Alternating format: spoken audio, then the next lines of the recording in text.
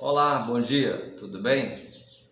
Que Deus esteja nos abençoando nesse início de semana, nessa segunda-feira abençoada, que a presença de Deus esteja sobre sua vida, sobre nossas vidas. Eu gostaria de ministrar a palavra do Senhor para os nossos corações, que se encontra lá na carta de Paulo aos Gálatas, capítulo de número 6, versículo 7, que diz assim, Não vos enganeis, Deus não se deixa escarnecer. Tudo que o homem semear, isso também colherá. Quando Paulo escreve essa carta aos Gálatas, Paulo está aconselhando aos irmãos Gálatas para tratar bem os irmãos que estiverem com algum erro, com alguma falha, né? Se tiver pecado, para tratar esse irmão com o espírito de mansidão. Você pode ver isso no início do capítulo. Assim como nós gostaríamos de ser tratados, devemos também tratar os nossos irmãos, né? E Paulo vai tratar isso porque isso é muito importante para a igreja, para os irmãos que vivem em comunidade, porque nós às vezes esperamos ser bem tratados, esperamos ser bem cuidados, né? Porém, quando nós vamos refletir isso ao outro, ao próximo, às vezes nós não fazemos como gostaríamos de receber.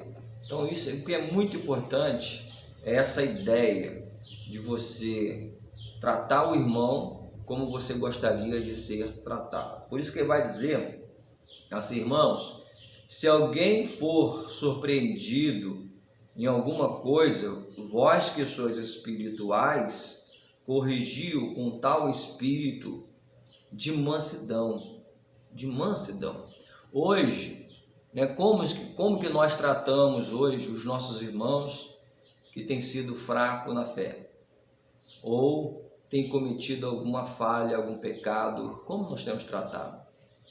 E como nós gostaríamos de ser tratados? Então é isso que nós deveríamos analisar dentro do contexto, tá? E no versículo 7, que Paulo vai dizer, não vos enganeis, Deus não se deixa escarnecer, tudo que o homem plantar, ele também colherá.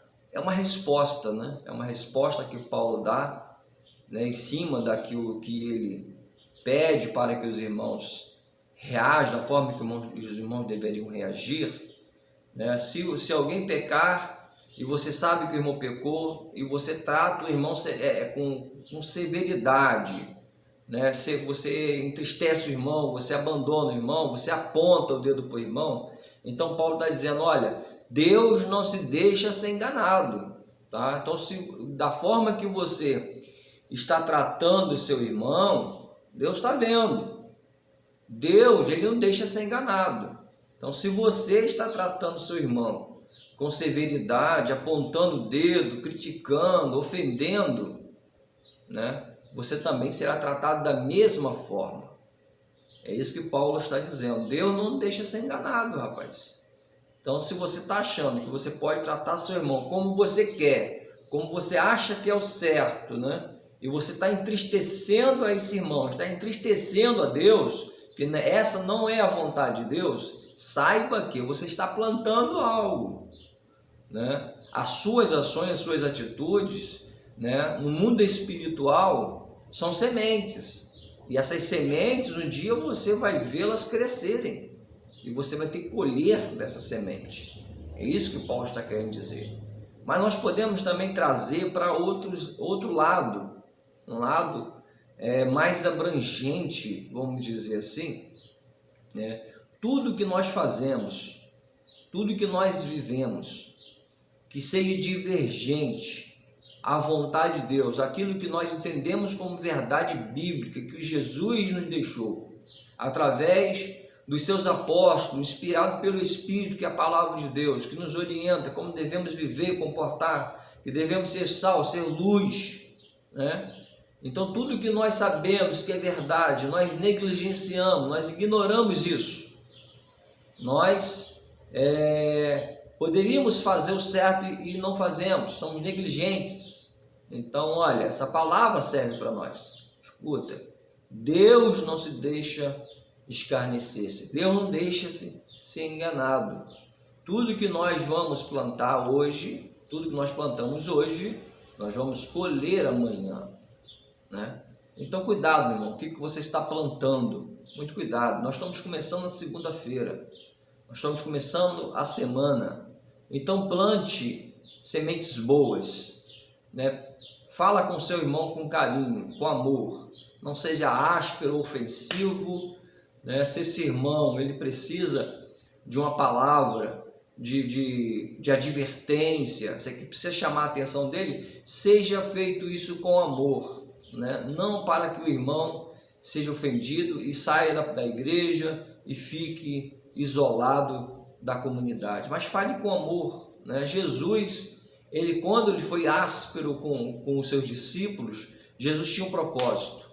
Jesus tocou na ferida e eles perceberam que Jesus era o único que tinha a palavra da vida eterna. Por isso Jesus disse: olha, vocês estão vendo lá em João capítulo 6, no finalzinho do capítulo 6, vocês estão vendo aí que os outros estão indo embora, vocês também não vão não? Aí Pedro falou assim: Senhor, para onde nós iremos? Só o Senhor tem a palavra de vida eterna.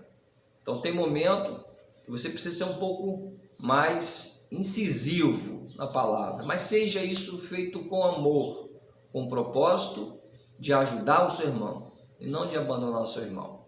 Amém? Que Deus te abençoe com essa palavra, né? Outro dia eu ouvi um irmão dizendo, né? Na verdade ele me fez uma pergunta, né? Por que o mal existe? Por que o mal existe sendo Deus bom? Portanto Jesus disse, né? Bom somente Deus. E aí fica essa pergunta no ar: por que o mal existe se Deus é bom? Um homem chamado Epicuros, e tem aí que veio um grupo chamado Epicureus. Esse homem Epicuros é do aproximadamente 307 a.C., era um filósofo, e ele deixou um paradoxo para os seus sucessores, vamos dizer assim, aonde ele usava muita razão com a filosofia para questionar sobre a existência do mal, tendo ideia de que Deus ele é todo poderoso, ele é onisciente, onipresente, onipotente. Então ele fez algumas perguntas, formulou algumas perguntas com base na razão, né? Por exemplo, se Deus é onipotente, por que ele não impede que o mal exista? Se Deus é onisciente, sabia que o mal existiria, por que ele não impediu que o mal não viesse a existir? Por exemplo, Deus é amor, Deus é onipotente. Se Deus é amor e Ele te ama, e Ele é onipotente, por que ele permite você sofrer? Porque Ele te ama, Ele é onipotente. Então, se Ele te ama, Ele não poderia permitir você sofrer, porque Ele tem poder para evitar que você sofra. Então, escute bem, Paulo disse que nós andamos por fé e não por vista.